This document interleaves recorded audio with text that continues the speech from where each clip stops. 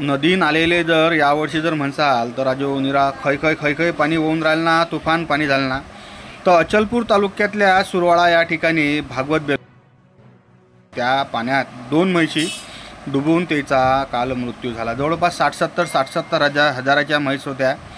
यावर्षी काय झालं आहे की साऱ्या ज्या नद्या आहेत येले इतकं पाणी आलं आहे, तर त्याच्यात म्हैशीसारखा जीव म्हैस जर म्हणसाल तर किती पाण्यात पोहते, पण त्या पाण्याचा प्रवाह एवढा खतरनाक होता. मतलब भाऊ तुम्हाला सांगतो मी की त्याच्या म्हशी गेल्या ना, साऱ्या गेल्या हो. 2 म्हशी त्यात मरून गेल्या. विशेष म्हणजे 4-5 म्हशी होत्या, बाकीच्या लोकांनी मग इकून तिकून दोर टाकले आणि त्या म्हशीला काढलं. पण त्यातल्या ज्या 2 म्हशी आहेत ना, त्या डुबून गतप्राण झाल्याची बातमी सध्या गावरान 90 येत आहे. पाना नदीला पाणी यावर्षी चंद्रभागा नदी आहे म्हटलं, तिकडे नदीचे जे धरणाचे गेट आहेत ना ते उघडले असल्याच्यानं यावर्षी चमक, सुरवाळा, नायगाव, बोर्डी या भागात म्हणजे शेतकरी सुकावला आहे.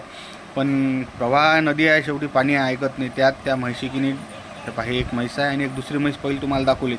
ह्या दोन्ही म्हैशी आहेत ना, ह्या डुबून गतप्राण झाल्याची बातमी गावरान 90 देत आहे.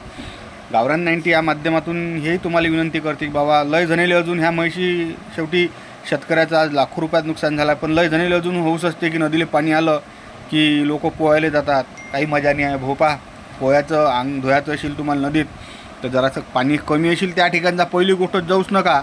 पण ज्या ठिकाणी आपला हे पुरते छाती चालते तिथपर्यंत जा. नाही तर की नाही, दरवर्षी मोठ्या प्रमाणात अशा घटना आपल्या जिल्ह्यात होतात आणि लय बातम्या कानावर येतात. अशा बातम्या होऊ नये, त्याच्यानं मी हे विनंती करतो की बाबा, पाण्यासोबत की नाही कोणत्याच पद्धतचा नाद करू नका बरं. बेकाम गोष्ट आहे. म्हणजे रोजच्या तारखेत कुठे ना कुठे कानार गोष्टी आहेत. हे एक म्हैस या काठावर तुम्हाला पडलेली दिसणारी.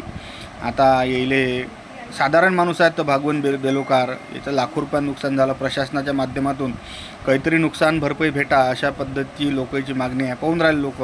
आणि पाना नाही तर या नदीला काहीच नसते, निरा गोटेच दिसतात हो उघडे. पण यावर्षी की नाही पर्जन्यवृष्टी एवढी झाली, एक तिकडे दाखवून हे पाहिजे, दुसरी या ठिकाणी पर्जन्यवृष्टी एवढी झाली, त्याच्या नद्या की नाही भल्ल्या खैखून होऊन राहिल्या. म्हणून विनंती अशी आहे की नदीत की नाही ढोरं काय माणसंही कोणी उतरू नका राजे हो. काही खरं नाही आहे बरं. पाणी कोणाच्याच बापाचं ऐकत नाही म्हटलं.